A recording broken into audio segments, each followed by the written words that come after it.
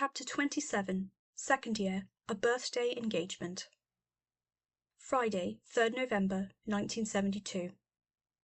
Of course, James Potter forgave easily, and when Sirius finally did congratulate him, it was as though the entire meltdown had never happened.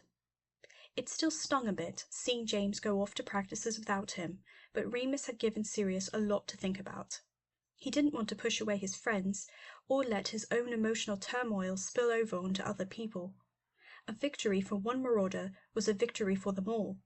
By the time his 13th birthday rolled around, Sirius was determined to enter his teenage years with a more mature outlook. The day kicked off with a rowdy round of happy birthday at breakfast, which by this point had become a tradition of the marauders. The Potter's owl flew to drop off a huge basket of chocolates from Fleamont in Euphemia, and James had ordered half of the Zonko's catalogue as a birthday present. Even more exciting was Remus's gift. He shyly passed over a small stack of Muggle magazines, Melody Maker and NME. They were full of articles about Muggle music, artists that Sirius had never heard of before, and one even had an interview with Mark Bolan. They spent most of breakfast flipping through the pages, laughing at the unmoving pictures, and admiring the strange and gaudy outfits that the rock stars wore. Sirius was in high spirits as they finished their meal, grinning as they made their way to their first lesson. But it wasn't to last. As they went to leave the Great Hall, they found their way blocked. "Sirius?" a familiar voice said. The last time Sirius had spoken to his cousin was during his sister's wedding that summer. At 15, Narcissa still had a good 6 inches on him, and she looked down her nose at his friends with disgust. She dyed and straightened her hair, one long platinum sheet, which still threw him off every time he saw her. It wasn't, well, very black of her, trying to stand out like that. Even worse, Reggie was skulking at her side, looking like he'd rather be anywhere else. He'd started hanging out more with Snape and that Crouch kid, which infuriated Sirius to no end. He tried to talk to his brother about it a few times, but their conversations now always seemed to end with one of them yelling at the other. Eventually, they'd just stopped speaking. "Sissy?" Sirius nodded briskly, refusing to acknowledge Reg. His cousin flinched at the nickname. "It's your birthday," she said, in the same tone of voice someone might use to say, "It's time to muck out the owlry," or "It's Flobberworm Dissection Day." "Well, I was aware." She rolled her eyes, but didn't snap at him the way Bellatrix would have. Narcissa had always been less intense than her sister. "You're to eat with us this evening." "Come and sit at the Gryffindor table if you absolutely have to." "No." She narrowed her grey eyes. "Your mother has given strict instructions. We'll eat privately in the Slytherin common room, like last year." "No!" Sirius insisted, frustrated. "I want to eat with my friends."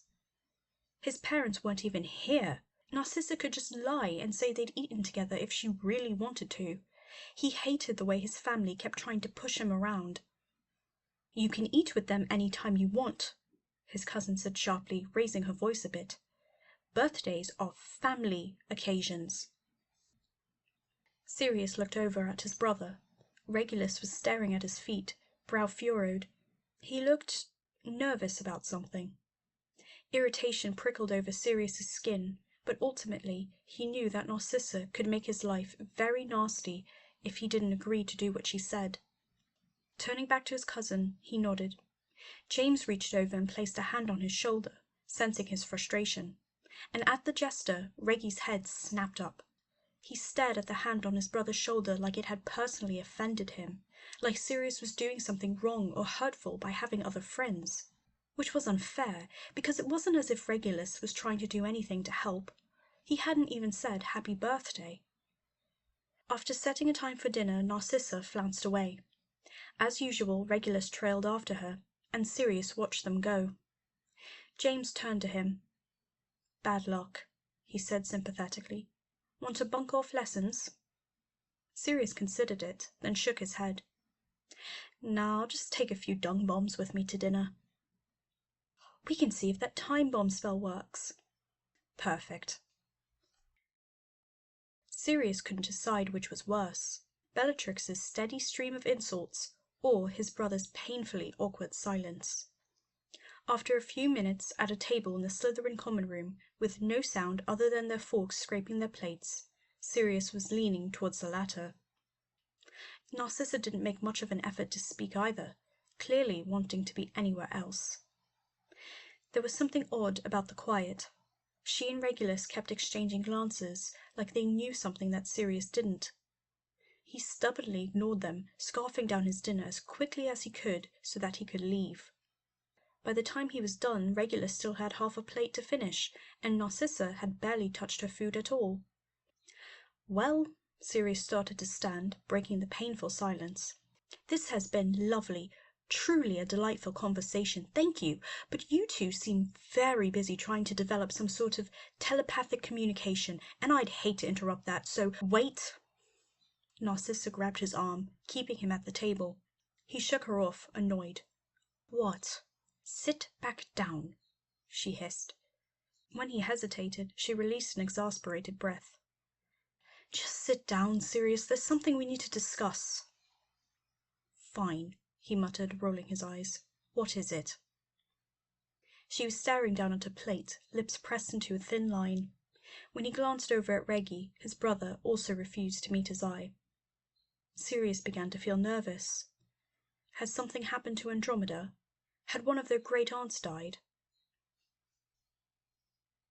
"Your parents are concerned," Narcissa finally spoke, and Sirius settled in for a lecture. "You've been blatantly disrespectful of our family and our traditions, and your behavior reflects poorly on all of us." She sounded as if she were reciting from a script. "Yes, I know," Sirius interrupted. "I'm bringing ruin to the entire family. I'm going to destroy the noble black name with my blood traitor friends. I'm letting everyone down, blah, blah, blah." "This is serious," Narcissa snapped. There was a fierce look in her eyes that made Sirius sit up a bit straighter. She seemed furious, not just annoyed, but genuinely angry with him. "Your mother wrote to inform me that they think they've been too lenient, that they need to guide you with a firmer hand. Our parents have spoken, and they say they've found a solution." Sirius frowned. He couldn't really see what his family could do as long as he was at Hogwarts. It's not like they could stop him from playing pranks, and they couldn't force the school to let him switch houses. He got top marks, so they couldn't complain there. He supposed they could try to prohibit him from seeing his friends on breaks, but he'd already been able to get around that mandate once. "We're getting married." Sirius waited, expecting a punchline. Silence. He looked at Reg, waiting for the joke, but his brother was staring at his feet and refusing to make eye contact. Sirius turned back to Narcissa. Her face was entirely serious, drawn with anger and exhaustion. "What?"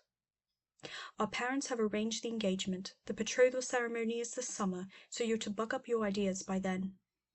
Her voice was completely devoid of emotion as she said, "We'll have the wedding as soon as you graduate." It didn't make any sense. He was 13. The Blacks married young, sure, but not before they were of age. And Narcissa?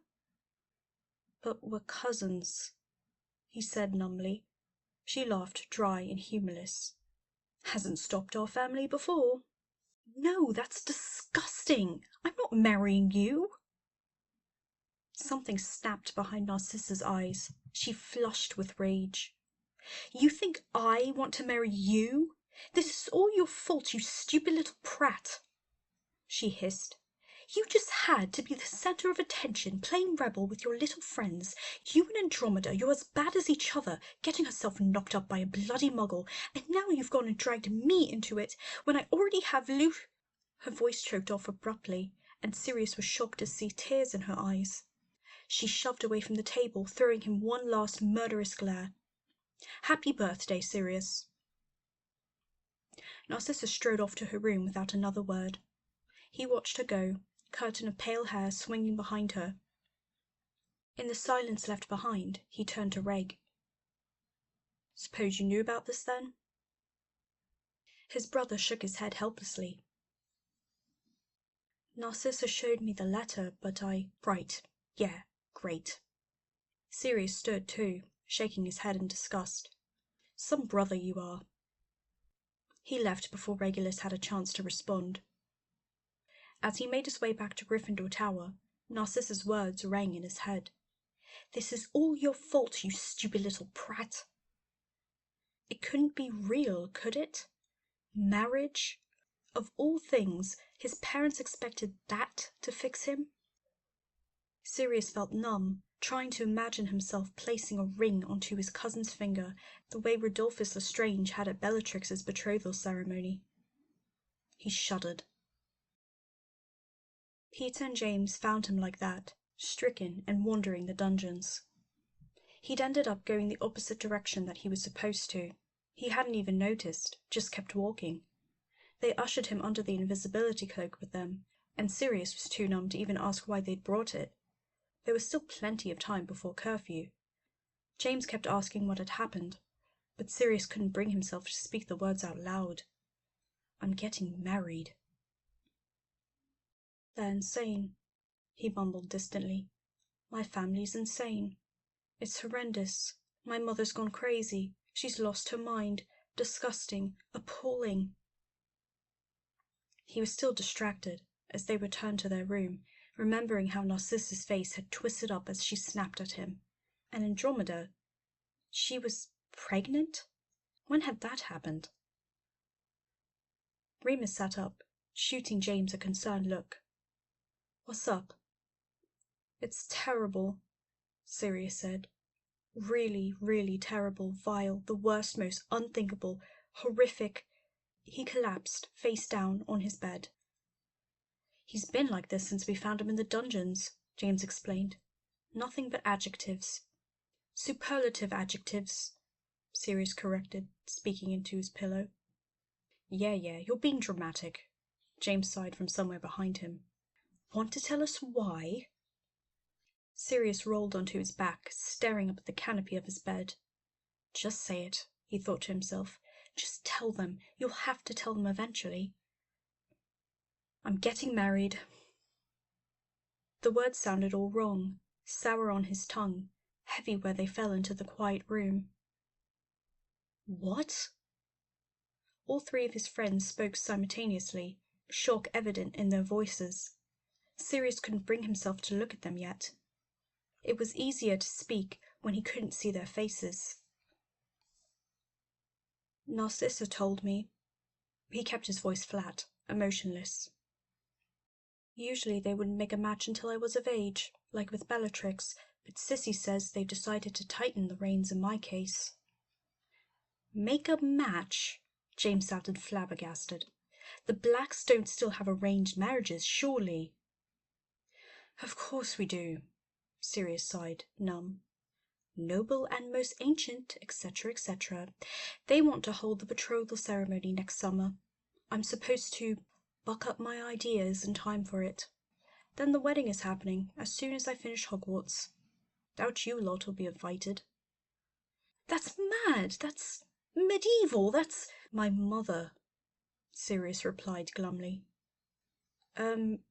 Remus spoke cautiously. "Who are you supposed to be marrying?" Sirius sat up. "That's the twist in the dragon's tail, isn't it?" he said bitterly, anger bleeding back into his voice. "That's my mother's pièce de résistance." "Who?" "Sissy." "What? Narcissa? Your cousin? Narcissa Black?" Sirius nodded. His friends' faces displayed a mix of outrage, shock, and disgust. He suddenly felt very tired and laid back down on his bed. "Apparently they're looking to rein her in too. Andromeda, her sister, the normal one. She's pregnant, according to Sissy. They're closing ranks, trying to prevent any more dirty blood from getting in." "But there have to be other pure-blood girls out there," James reasoned. "And I thought she and that Malfoy creep were going out." "They are," Sirius said, remembering his cousin's watery eyes. "She's as pissed off about it as I am, believe me. Talk about wedded bliss." "What about Regulus?" James asked. Sirius frowned. What about him? He said sourly. Think he fancies her instead? Before James could respond, Peter piped up. She's quite pretty. Sirius glared at him with all venom he could muster. She's my cousin, you dolt! All right, James said sternly, holding up a hand as if he could sense his friend's dangerous mood. No need for name-calling. We're just trying to help. Sirius bit his tongue as James continued. I meant did Regulus say anything? He was there, wasn't he? Not a word, Sirius growled. His friend seemed to think better than mentioning his brother again after that. Right, well, James pushed his glasses up his nose. We've got until next summer, and we've got Narcissa on our side, believe it or not. So I'd say it's not hopeless. But Sirius wasn't in the mood for Potter's blind optimism. You don't know what hopeless is until you've met my mother, he muttered, voice dark. And she doesn't know what a marauder is, James retorted, unperturbed. Gentlemen, he clapped his hands together decisively, we have a new mission.